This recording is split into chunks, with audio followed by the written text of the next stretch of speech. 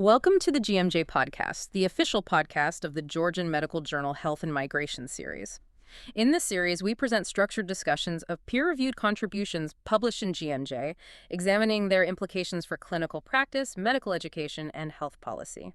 This episode reviews the article titled NAD plus Supplementation in Healthy Populations, evaluating clinical efficacy and public health risk profiles. Thank you. It's really great to be here to unpack this one. Yeah, and we really need to, because right now millions of completely healthy people are paying, thousands of dollars to inject themselves with highly active biological molecules. They are effectively becoming unpaid test subjects in what might be the largest unmonitored anti-aging experiment in human history. It's a very accurate way to describe it, actually. I mean, you see it everywhere, right? The targeted ads on your feed, the influencers lounging in these neon-lit med spas with IV drips in their arms. They are all promising that this one specific molecule, NAD+, is the definitive biological hack for boundless energy and extending your lifespan. Right. And it is a brilliantly executed campaign from a commercial standpoint. The wellness industry has essentially taken preliminary cellular biology, packaged it in the aesthetics of luxury medicine, and sold it directly to a demographic that isn't actually sick. Yeah, they just want to optimize. Exactly. They are highly motivated to optimize their biology. But when you bypass rigorous clinical validation and push active molecules into a healthy population, the stakes for safety rise exponentially. Which is exactly our mission for this deep dive. We are looking past the marketing aesthetics to examine the central research question of this brand new commentary from the Georgian Medical Journal. We want to know what happens when you compare that massive commercial hype surrounding direct NAD plus injections and oral boosters to the actual medical evidence. And that evidence, or rather the lack of it, is quite revealing. It really is. Reading through the conceptual framework in the article, it feels less like pushing the boundaries of science and more like a software developer pushing a beta test directly to live servers before they've even finished reading the bug reports. That is a much more accurate framing than simply calling it a fast-moving market. Yeah. I mean, in a software beta test, the crashes happen in the background. They are often unnoticed until the whole system goes down. Right. But in human biology, selling the conclusion before the experiment is finished means we were applying systemic biological stress without knowing the long-term failure points. The journal is raising a massive red flag about that disconnect. Okay, let's unpack this, because before we can critique the supplements or the IV drips, we really need to establish the baseline. Why do longevity researchers care about this molecule in the first place? Well, it is foundational. Yeah, we know NAD+ stands for Nicotinamide adenine dinucleotide, which is a fundamental coenzyme. But without the textbook jargon, what is this molecule physically doing at the cellular level that makes it the holy grail of anti-aging? To really understand NAD+, you have to look at the mitochondria, which are, the energy-producing structures inside our cells. The classic powerhouse of the cell. Exactly, the powerhouse. NAD+ is the crucial shuttle in that metabolic assembly line. During a process called oxidative phosphorylation, NAD+ actively transports electrons to generate ATP. And ATP is the actual chemical currency of energy in your body, right? Correct. Yeah. That electron transport chain stops, cellular function stops immediately. But its role in energy is really only half the story here. Oh, really? Yeah, NAD+ is also the mandatory fuel for specific regulatory proteins, most notably sirtuins and PRPs. Right, PRPs, those are the proteins involved in DNA repair, if I remember correctly. And sirtuins are heavily involved in regulating cellular health and inflammation. Spot on. Every single day, your DNA sustains microscopic damage just from existing, from UV light, from normal metabolic byproducts. Just the wear and tear of being alive. Exactly. And when a PRP enzyme detects a break in your DNA strand, it rushes over to coordinate the repair. But it absolutely requires NAD+ to function. It actually consumes the NAD+ in the process. Wow, okay. So you have this one molecule that is simultaneously required to keep the cellular engine running and required to fix the structural damage the engine sustains over time. Yes. And the central problem, the reason this whole industry exists, is that we naturally run out of it. Right. As we age, our NAD+ levels drop significantly. But the journal notes this isn't just because we start producing it, right? It's also because we start aggressively consuming it. It is a vicious cycle, honestly. As we age, we accumulate cellular damage and low-grade inflammation. This naturally upregulates an enzyme called CD38. And what does CD38 do? It actively destroys NAD+. At the same time, our DNA repair enzymes, those PRPs we just mentioned, are working overtime and chewing through our NAD+ reserves. So you have a situation where the cellular demand for NAD+ is skyrocketing to deal with the stress of aging, while the internal supply chain is just failing. Exactly. So on paper, the wellness clinic's pitch makes intuitive sense. Your internal supply chain is failing, so let's just artificially flood the system with more NAD+. If NAD+ is essentially the engine oil for our cells, and we lose it as we age, why can't we just pour more and, like, topping off a gas tank? Because human biology is far more complicated than simple mechanical fixes. Yeah. And why you don't just see people swallowing raw NAD+ pills is because NAD+ is a massive, clunky molecule. It doesn't just easily slip through the cell wall. Right. It doesn't cross the cellular membrane intact.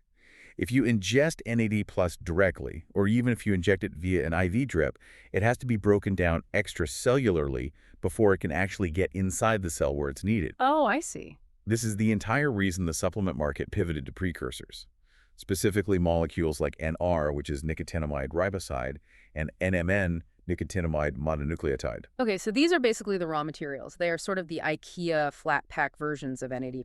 That is a great analogy. They are smaller, intermediate building blocks. The strategy is to supply the cell with these precursors so the cell can use its internal recycling system to build what it needs. The salvage pathway, right? Yes, the salvage pathway. It uses that to construct NAD+ directly inside the cell wall. The theory is that by flooding the salvage pathway with NMN or NR, you force the cell to dramatically increase its internal NAD+ production. And thereby restoring youthful energy and repair capacity. That is the commercial theory, yes. And that brings us to the core findings and the analytical argument of the article, because we need to look at the clinical reality versus these massive commercial claims. The Georgian Medical Journal commentary highlights a massive chasm between that beautiful, logical cellular theory and what actually happens when you give these precursors to human beings. It really is a massive gap. We are seeing companies claim these boosters prevent cognitive decline, stop aging, and ward off metabolic disease. What's fascinating here is how effectively the industry has blurred the line between a surrogate marker and an outcomes-based result. What do you mean by that? Well, if you read the marketing materials for these NMN or NR supplements, they will confidently state that they are clinically proven to raise NAD+ levels. And they aren't lying. Wait, they aren't. No, the clinical trials do show that if you take these precursors, the measurable level of NAD+ in your bloodstream goes up. But the journal makes a sharp distinction here. Raising a chemical marker in the blood is not the same thing as a clinically meaningful outcome. Exactly. It's like proving that putting premium gas in a car with a broken transmission successfully fills the gas tank. The tank is full, but the car still isn't going anywhere. That is the crucial disconnect in the research. Yeah. Outcomes-based evidence means measuring things that fundamentally alter a patient's trajectory. Like actual health improvements. Right. Does raising that blood marker actually increase your lifespan? Does it decrease your risk of cardiovascular events? Does it improve what geriatricians call disability-free survival? Meaning you live longer without chronic disease or physical decline. Exactly. And according to the rigorous human trials we currently have, the answer is no. There are 0 confirmed outcomes-based benefits for these systemic disease prevention claims. So what does this all mean? We have a molecule that is undeniably vital for cellular health. We have precursors that successfully enter the salvage pathway, but we aren't seeing the anti-aging results in humans. Is this just biological homeostasis stepping in? Homeostasis is a major factor, yes. So the body just senses an artificial spike and shuts down its own production to maintain the status quo. That is a big part of it. Human metabolism is a deeply complex, tightly regulated web, not a simple input-output machine. When you push hard on one biological lever by flooding the system with a precursor, the body often responds by upregulating the enzymes that break it down. Or downregulating its own natural synthesis. Precisely. But the larger methodological consideration here is time. Aging is a process that unfolds over decades. You simply cannot accurately measure an anti-aging effect in a 6-month clinical trial. Which means the people taking these supplements are essentially functioning as the long-term trial. Unfortunately, yes. But if the worst-case scenario was just millions of people paying for an expensive placebo effect, I mean, if their bodies were just filtering out the excess NMN and doing nothing with it, this would just be a consumer protection issue, right? Just people wasting their money. It would be. But that is not the case here. Right. Here's where it gets really interesting. The journal explicitly points out that these precursors are biologically active. They're doing things in the body. And because they are active, they inherently carry the risk of iatrogenic harm. This is a fundamental law of pharmacology that the wellness industry really likes to ignore. You cannot have a targeted biological effect without the potential for systemic side effects. It's a package deal. Always. If these NAD boosters are actively manipulating cellular energy pathways, they are altering the metabolic baseline. In the short term, the human trials have already documented tolerability issues. Like what kind of issues? Things like severe flushing, gastrointestinal distress, and headaches. Okay, uncomfortable, but maybe people think it's worth it for anti-aging. But the journal commentary seems far more concerned about the structural, long-term, silent risks. Absolutely. Let's go back to an analogy. If you have a computer processor, you can overclock it to get, say, 20% more speed. But if you overclock it constantly without upgrading the cooling fan, you are slowly degrading the silicon. That makes perfect sense. You won't know you've damaged the motherboard until the whole system permanently crashes 3 years later. Are we basically overclocking human cells? We are, but it's actually more insidious than an immediate hardware crash because biological systems adapt to stress in highly unpredictable ways. The Georgian Medical Journal commentary highlights a terrifying theoretical and preliminary risk regarding the tumor microenvironment. The tumor microenvironment? Yes. We just established that NAD+ is the fundamental fuel for cellular energy and DNA repair, right? Well, cancer cells are essentially highly mutated cells with massive, unregulated metabolic demands. Oh, wow. They need vast amounts of energy to rapidly divide and grow. Oh, I see where this is going. So if you have a dormant microscopic cluster of precancerous cells, which, many healthy adults do without ever knowing it, and you decide to flood your body with NMN to boost your energy. You might be inadvertently acting as a fertilizer for those rogue cells. Wait, really? Just actively feeding them? Yes. There is emerging data suggesting that certain cancers actively hijack the NAD+ salvage pathway to sustain their own hypergrowth. By blindly pushing these metabolic pathways, without knowing an individual's underlying cellular landscape, we're playing a very dangerous game of biological roulette. That is deeply problematic. It is. We do not have the 2 or 3 decade-long safety data required to prove we aren't accelerating the growth of things we desperately want to keep dormant. And to compound that biological risk, we have to look at the structural and institutional implications of the delivery mechanism itself. Because these aren't highly regulated, FDA-approved pharmaceuticals going through rigorous batch testing. No, they are not. They are classified as dietary supplements, which introduces a massive regulatory loophole. By classifying NMN and NR as dietary supplements in most jurisdictions, manufacturers completely bypass the stringent safety, efficacy, and purity testing required for actual medicine. So there's very little oversight. Almost none. The commentary specifically flags supplement adulteration as a rampant crisis in the longevity market right now. Meaning, what is printed on the label of that $100 bottle of NMN is not necessarily what you are ingesting. Far from it, unfortunately. Independent analyses of these longevity supplements frequently find massive discrepancies. You might be getting just a fraction of the active precursor you actually paid for. Or something else entirely. Yes, you might be getting cheaper, unlisted chemical analogs. Or, most dangerously, you could be ingesting heavy metals or biological contaminants. That is alarming. When you're taking a poorly synthesized chemical every single day for years, with the express purpose of altering your fundamental cellular metabolism, product purity is not a luxury. It is a biological necessity that the current market structure simply does not guarantee. If we pull back and look at this systematically, we have unproven long-term benefits. We have known biological activity that could theoretically feed precancerous cells, and we have a totally opaque, unregulated supply chain. It is a perfect storm. And this brings us to the system-level reflection of the journal's commentary. This is no longer just a story about individual risk tolerance, is it? When millions of people start doing this simultaneously, the math changes entirely. This becomes a profound public health issue. Exactly.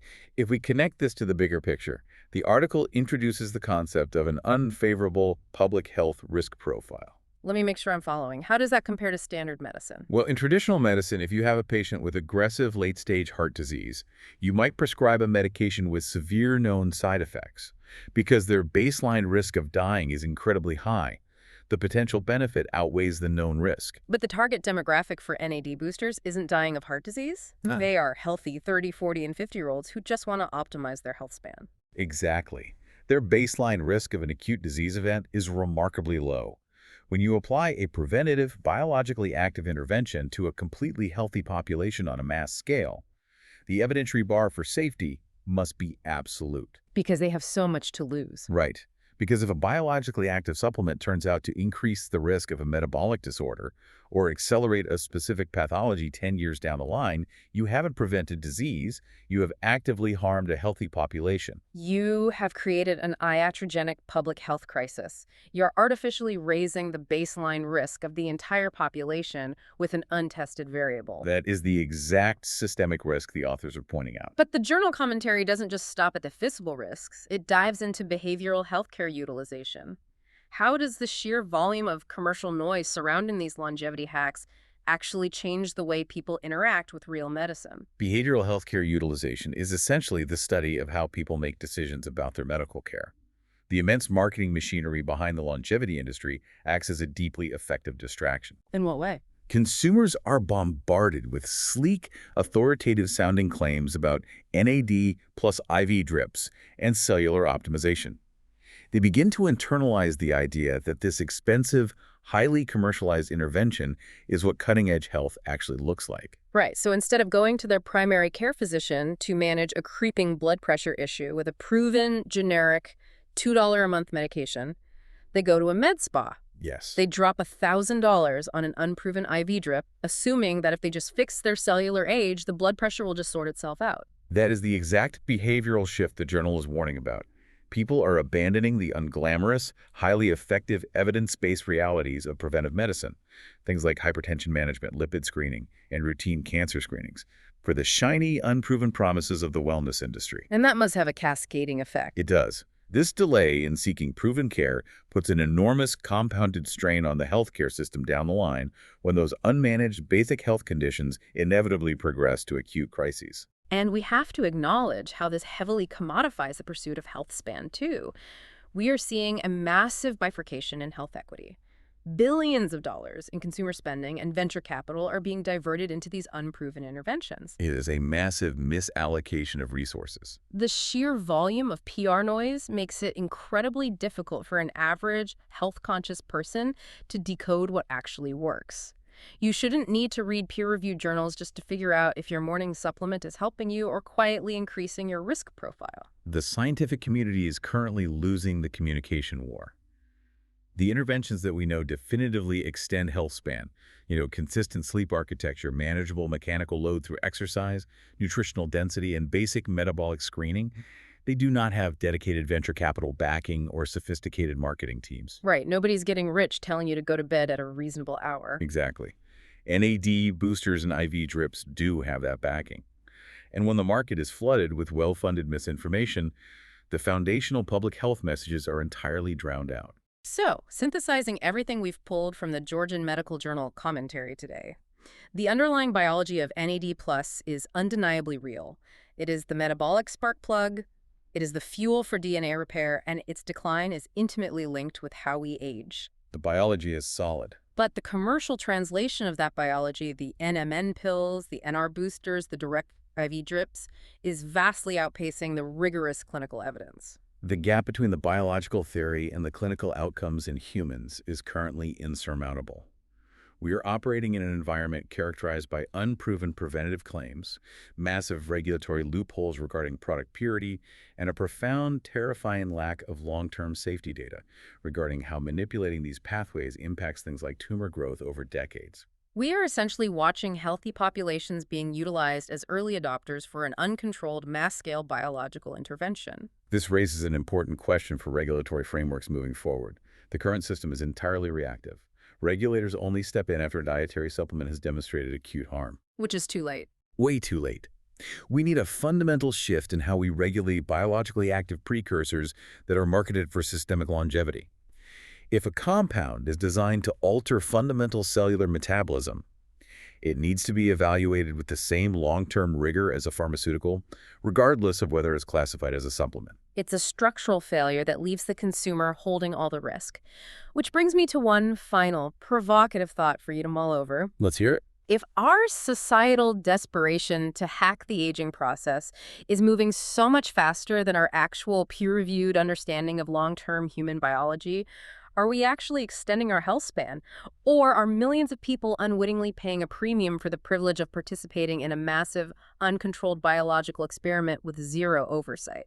Next time a targeted ad for an anti-aging miracle pops up on your feed, you might want to look at the claims, remember the biology we discussed today, and ask yourself, who is actually benefiting from the experiment? That is a phenomenal question to leave off on. Thank you for listening to the GMJ podcast Health and Migration series.